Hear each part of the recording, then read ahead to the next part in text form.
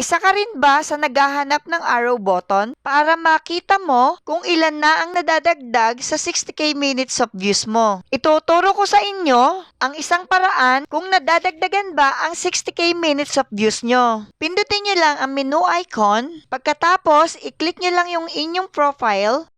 May makikita kayong see dashboard. Ayan, pindutin nyo lang yan. So, kailangan nyo lang siyang ibaba. Scroll down nyo lang. May makikita kayo sa pinakababa, Meta Business Help Center. May 2 line dito sa right side. Click nyo lang, then get started. I-click mo lang yung monetize your content. Pagkatapos, click nyo lang yung start earning. Then, check out. At dito mo makikita yung mga accounts mo. Makikita nyo rin dito yung iba nyo pang mga tools. Scroll down nyo lang, makikita nyo dyan yung other monetization tools. Click nyo yung arrow down. Diyan mo na makikita kung ilang percentage na ang nadadagdag sa 60k minutes of views mo. Makikita mo rin dyan ang binibigay ni Meta na criteria para ma-open mo ang in-stream ads mo. Sa baba naman, nandyan naman ang subscription.